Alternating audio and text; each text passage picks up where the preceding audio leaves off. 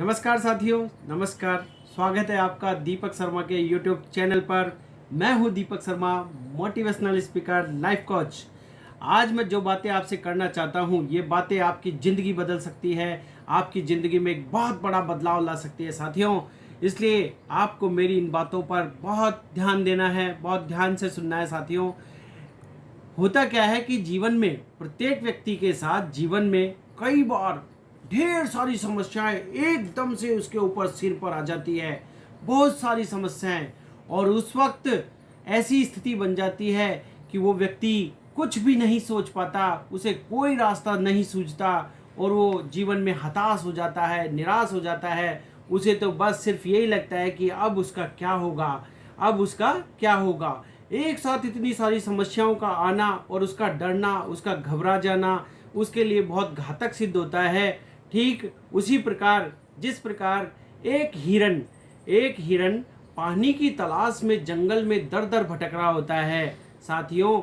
एक हिरन पानी की तलाश में दर दर भटक रहा होता है और उसे पानी नहीं मिलने के कारण उसका पूरा गला सूख जाता है। वो दौड़ता रहता है, उसे पानी कहीं दूर दूर तक दिखाई नहीं देता। अंत में जाकर उसे एक नदी मिलती है जिसके अंदर पानी होता है। अब हिरन इस तरीके से इतना परेशान हो चुका था कि वो पानी पीने के लिए बहुत बेसब्री से पानी पीने का प्रयास करने लगा। जैसे ही नदी में उसने अपने मुंह को डाला तो वो क्या देखता है, वो देखता है कि उसके दाईं तरफ एक शिकारी तीर से हिरन का शिकार करने के लिए बिल्कुल निशाना साधे हुए था। जैसे ही हिरन ने उसकी तरफ देखा, हिरन एकदम अफसोस में पड़ गया कि अब उसका क्या होगा। लेकिन जैसे ही हिरन ने सोचा कि उसे तो उसका काम करना है, उसे तो पानी पीना है, लेकिन फिर जैसे ही वो अपने मुंह को पानी में डालता है, जैसे ही और वो बाईं साइड देखता है तो पता चलता है कि एक शेर उसको खाने के लिए तैयार खड़ा था। अब हिरन और भी ज़्यादा घबरा जाता है। हिरन के दाईं तरफ से भी समस्या आ गई, बाईं तरफ से भी समस्या आ गई। हिरन जब पीछे की तरफ देखता है तो वो देखता है कि जंगल में आग लग चुकी है, जंगल में आग फैल चुकी है और वो आग उसकी तरफ बढ़ रही होती है साथियों। और फिर वो जब पीछे भी नहीं जा सकता, आगे उसके नदी बहुत गहरी थी, तो हिरन चारों तरफ से घिर चुका, दाएं से, बाएं से, आगे से, पीछे से। अब हिरन के ऊपर चारों तरफ से मुसीबतें आ चुकी थी। हिरन बिल्कुल घबरा गया, सोच में पड़ गया कि अब उसे क्या करना चाहिए। साथियों, अगर हिरन चाहता तो आगे भाग सकता था, पीछे भाग सकता था, दाएं भागता, बाएं भागता, लेकिन हिरन ने ऐसा नहीं किया। हिरन ने सोचा कि मुझे तो अगर मरना ही है तो क्यों न मैं पानी पी के ही मरूं, इसलिए मैं पहले अपना काम करूं, उसके बाद देखा जाएगा क्या होगा।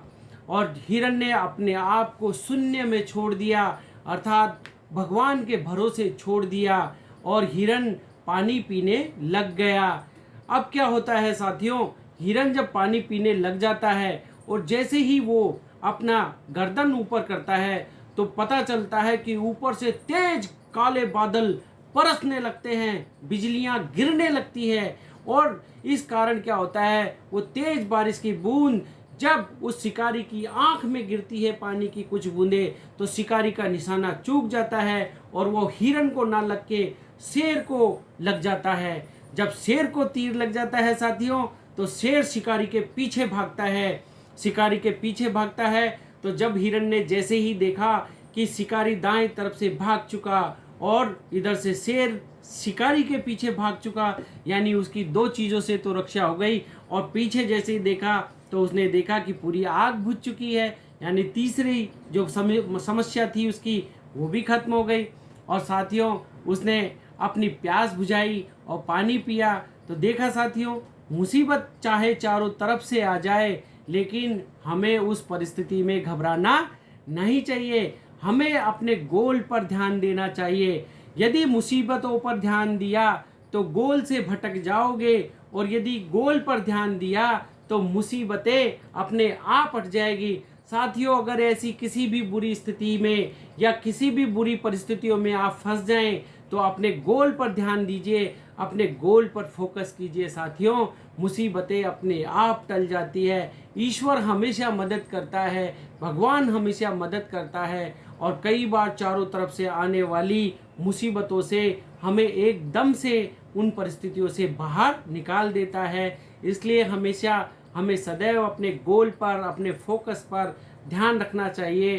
गोल पर फोकस करोगे तो हमेशा जीत आप ही की होगी। इसलिए इन मुसीबतों से नहीं घबराना चाहिए साथियों, नहीं घबराना चाहिए। यदि आपको मेरा ये वीडियो पसंद आए तो ज़रूर लाइक करना, शेयर करना, सब्सक्राइब करना। जय हिंद, जय भारत।